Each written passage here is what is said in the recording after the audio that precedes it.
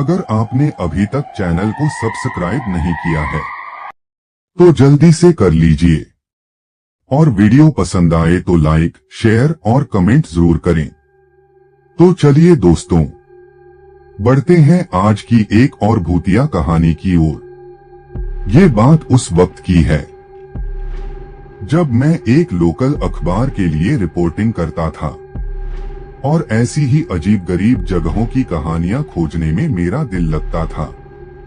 उस दिन मुझे एक बंद हो चुके गांव की खबर मिली। नाम था शांति नगर। कहते थे गांव एकदम उजड़ चुका है, लेकिन नक्शों में अब भी दर्ज है। लोग कहते थे जो वहां गया वो कभी लौटकर नहीं आया। अब मेरे अंदर भी जुनून था कि चलो देख ही लेते हैं क्या है इस गांव में जो इतने सालों से डर बना हुआ है। मैंने अपनी साथी फोटोग्राफर माया को फोन किया और हम दोनों निकल पड़े उस सुनसान बस्ती की ओर। जब हम वहां पहुंचे तो चारों तरफ सिर्फ खंडहर थे, टूटे घर, सूखे पेड़ और अजीब सी सड़ांध।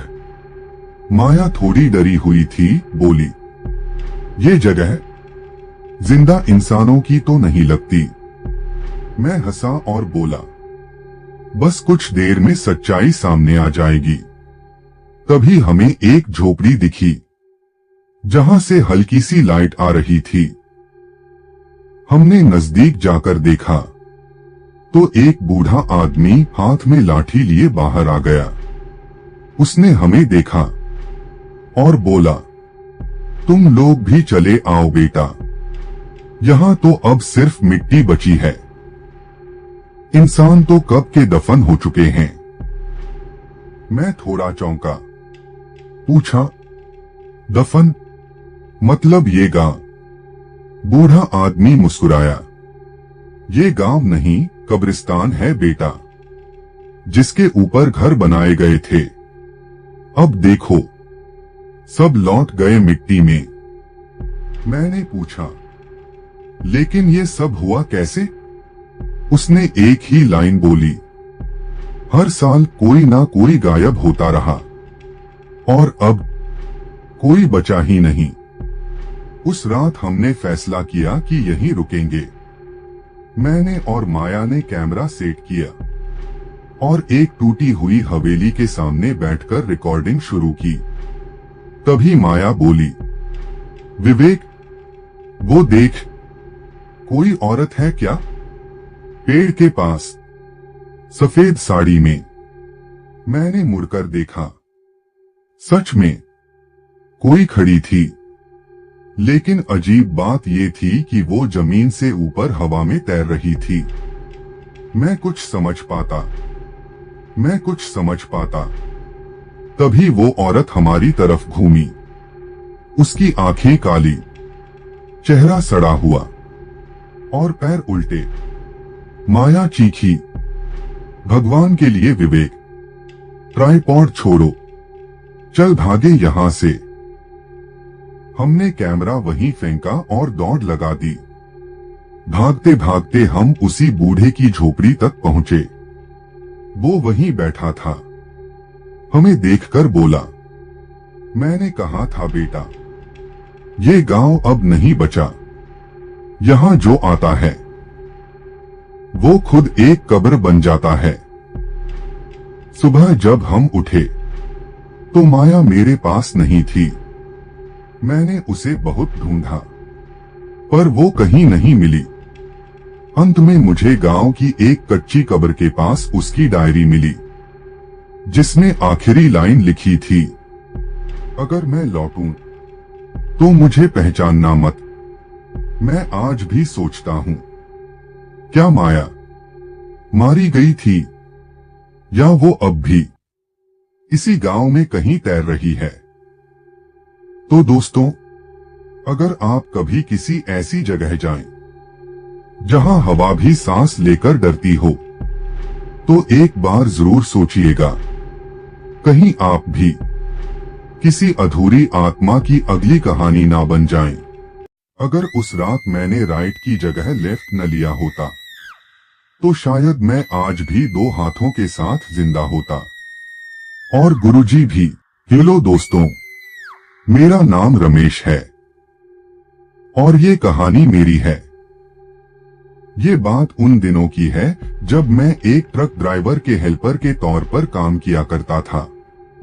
आपने देखा होगा कि ट्रक ड्राइवर के साथ उसका एक हेल्पर होता है जिसे हिंदी में खलासी कहा जाता है। मैं बहुत खुश था क्योंकि हर समय नए नए जगह जाना, नए नए लोगों से मिलना होता था। अब मेरे दिन अच्छे चल रहे थे, लेकिन जिस जगह मैं काम करता था वहां एक गुरुजी नाम के ड्राइवर थे। उन्हें बहुत सालों का एक्सपीरियंस था। हर कोई चाहता था कि एक बार उनके साथ सफर करने का मौका मिले। मेरी भी दिली ख्वाहिश थी कि एक दिन उनके साथ सफर करूं। एक दिन हमारे गोदाम के मैनेजर ने आकर मुझे आवाज दी, रमेश, तुम्हें गुरुजी के साथ जाना होगा सफर पर। गुरुजी ने खुद तुम्हारा नाम लिया है। बस इतना सुनकर मैं इतना खुश हुआ कि मैं बयान नहीं कर सकता। उत्तर प्रदेश से हमारा सफर भोपाल तक का था। सफर करीब 15 घंटे में पूरा होता। माल लोड होते ही गुरुजी ने कहा, चलो रमेश। मैं बोला, जी हाँ, आया। ट्रक चलते हुए काफी समय हो चुका था, लेकिन मेरे मुंह से आवाज नहीं निकल रही थी। गुरुजी ने देखा और कुछ देर बाद रात के समय उन्होंने मुझसे कहा, हम 8 घंटे में भोपाल पहुंच जाएंगे। मैंने आश्चर्य से पूछा, गुरुजी, 15 घंटे का रास्ता हम 8 घंटे में कैसे तय करेंगे? गुरुजी बोले, तुम मेरे साथ हो, टेंशन मत लो। आगे से एक शॉर्टकट रास्ता है, हम वहीं से जाएंगे। अभी तुम एक काम करो, ट्रक चलाओ थोड़ी देर, मैं सो जाता हूँ। और सुनो, आगे से राइट आएगा और जब रोड खत्म होगा वहां से एक लेफ्ट और एक राइट रास्ता दिखेगा, तुम राइट वाला लेना। इतना कहकर गुरुजी सो गए। मैं ट्रक चलाने लगा। थोड़ी दूर जाने के बाद मेरी वाइफ का फोन आया और हम बातें करने लगे। बातों बातों में समय कैसे बीत गया पता ही नहीं चला। जब वो लेफ्ट और राइट का मोड़ आया, मैंने गलती से लेफ्ट ले लिया। थोड़ी दूर जाकर मुझे समझ आया कि रास्ता खत्म ही नहीं हो रहा है। गुरुजी ने कहा था कि राइट लेते ही 10 से 15 मिनट में मेन रोड आ जाएगा। मैंने गुरुजी को उठाया। गुरुजी बोले, क्या हुआ, मेन रोड आ गया क्या? मैंने कहा, गुरुजी, मुझे लग रहा है कुछ गड़बड़ हो गई है। गुरुजी गुस्से में बोले, क्या कर दिया तूने? ये कौन सा रास्ता ले आया? मैंने साफ कहा था राइट लेना। मैंने कहा, गुरुजी, लाइट तो आई ही नहीं थी, मैंने अच्छे से देखा था। गुरुजी बोले, ऐसा कैसे हो सकता है कि राइट ना आया हो? तू कितनी देर से चला रहा है? मैं बोला, कम से कम 3 घंटे हो गए। गुरुजी ने ट्रक संभाल लिया। थोड़ी दूर चलने के बाद एक आदमी जंगल में खड़ा दिखा। गुरुजी उससे बोले, भाई साहब, हमें मेन रोड पर जाना है, रास्ता बताइए। आदमी बोला, भैया, हम भी वहीं जा रहे हैं, हमें भी छोड़ दीजिए। गुरुजी खुश हो गए।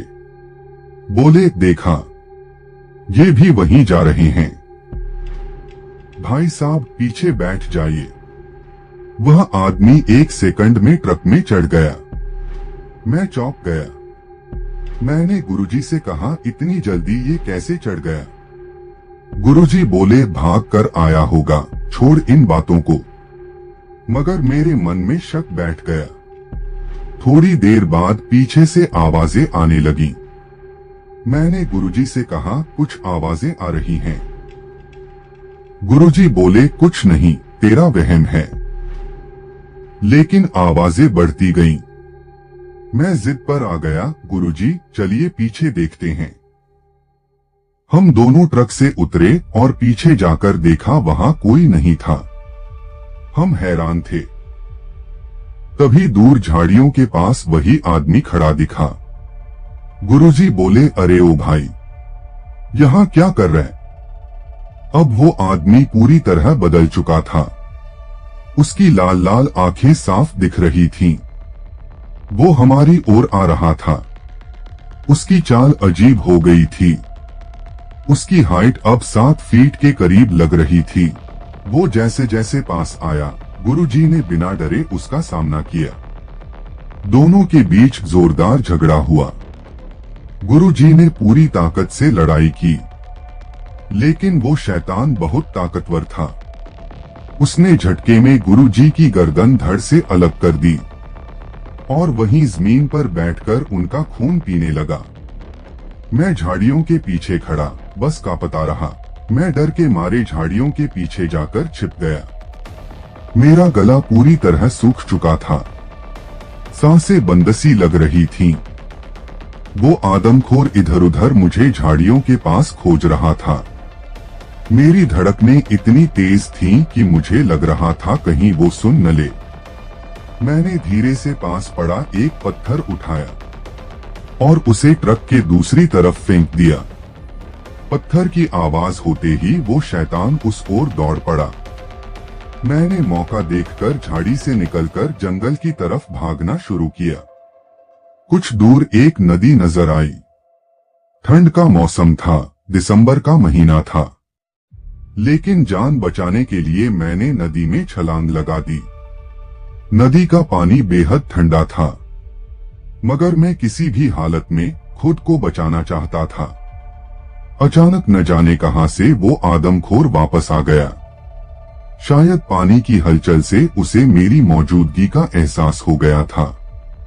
वो पानी के ऊपर ऐसे दौड़ रहा था जैसे रेगिस्तान में छिपकली भागती है। उसने मुझ पर हमला कर दिया। मैंने हिम्मत नहीं हारी। मैं लड़ा। काफी देर तक मैं उससे भिड़ता रहा। मेरे एक हाथ उसके मुंह में चला गया और उसने मेरा पूरा हाथ चबा डाला। फिर भी मैं लड़ता रहा। मैं जैसे तैसे नदी के बाहर निकला और वहीं बेहोश हो गया। जब मेरी आंख खुली, मैंने देखा वो आदमखोर मेरा कटा हुआ हाथ खा रहा था। मैं डर से कांप गया। तभी मुझे कुछ इंसानों की आवाजें सुनाई दी। शायद गांव वाले थे। सुबह के करीब 5:30 बज रहे थे। मैंने जैसे तैसे हिम्मत जुटाई और पीछे से उस आदमखोर को जोर से लात मारी और खेतों की ओर दौड़ पड़ा, मगर वो फिर से मुझ पर टूट पड़ा। मैं उससे भिड़ने लगा और जोर जोर से चिल्लाने लगा। मेरी चीख सुनकर गांव वाले चिल्लाते हुए मेरी ओर दौड़े, कौन है? कौन है? इतने सारे लोगों की आवाजें सुनकर शायद वो आदमखोर डर गया और भाग गया। मैं वहीं दोबारा बेहोश हो गया। जब होश आया तो मैं हॉस्पिटल में था। आज मैं ठीक हूँ, लेकिन उस रात मैंने अपना एक हाथ खो दिया और अपने गुरुजी को भी। दोस्तों, मुझे आज तक समझ नहीं आया वो कौन था, क्या था। बस एक बात समझ में आई, हालात चाहे जैसे भी हों, हार नहीं माननी चाहिए।